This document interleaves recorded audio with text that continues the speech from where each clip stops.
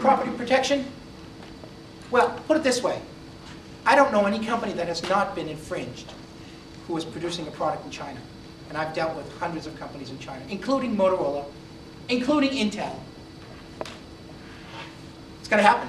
So you need to protect. How do you protect? There's actually a pyramid of how you protect your IP, but it really starts from the bottom. Hire labor that respects IP. How do you do that? You have to train them, and when you hire, you have to seek out and search these people. That starts from the very, very basic. Hire labor that is going to respect IP. Who? Typically, sea turtles. Does anybody know what a haigui is here? What's a haigui?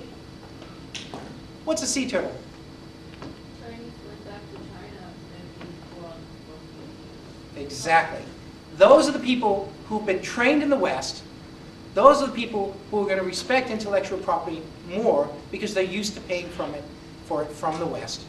And so those are the types of people that you look for if you're putting an office in China. You want to hire these people. They are trained in the East and the West. They have the best of both worlds. Product localization requirements. Try to localize and try to use local content when you're producing your products in China. You're going to lower your costs. And that gives more skin in the game for locals. It gives them more skin in the game. And currency exchange and market segmentation issues, well, these have kind of changed a bit, haven't they? China is cooperating. I think with the trade deficit, China will cooperate with the West, with America and Western countries with trade deficits a lot more. I think I think it's a turning point right now. I think we're actually here witnessing history with Hu Jintao here in Seattle. We're extremely lucky to have him here, actually.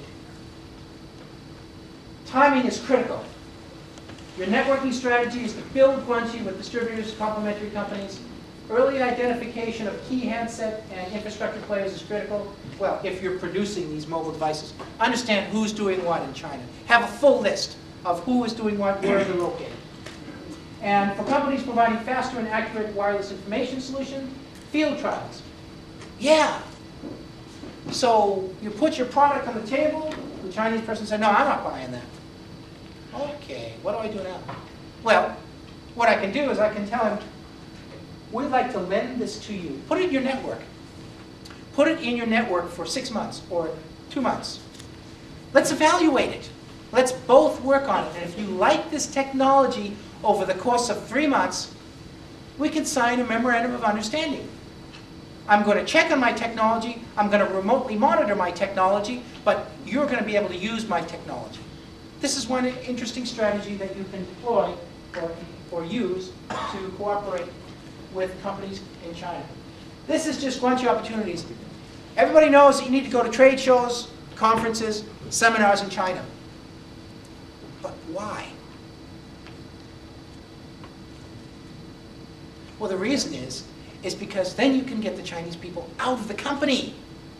And then you can interface with them in a very social environment. You would be amazed what I've learned outside of the office at trade shows from Chinese nationals that I could never learn. Sitting in an office where I'm talking to 7 different people and nobody wants to say anything to the foreigner because if they do, oh, that's a big face loss. But at a trade show, you can joke, you can ask questions, you can get information. So what you're doing by going to these trade shows in China is not only learning where the market is, learning who the players are, but you are learning how to interface with the Chinese in a one-to-one level where his boss is not looking at what he's saying or doing. It's a great way to interface with the Chinese people. So that may be the first thing that you do. If you want to understand China, go to a trade show and then start to talk to the people. You'd be amazed what they're willing to tell you. The Chinese say, 成天不是一天造成. Well, what that means is the Great Wall wasn't built in a day. So when you're developing the Guanxi, these are ways you can start slowly to build the Great Wall. I call it the Great Wall of Guanxi relations. Strategic planning for market entry and growth. Creation of cost-effective, proven go-to strategies for Asia and Greater China. Cost-effective marketing to enter and manage your Asian and Chinese markets. Okay, so nuts and bolts. What do I need? Nuts and bolts. Marketing and selling expenses. You need to know what those are up front. Overhead to support these efforts. What's your overhead? How long is it going to take to develop the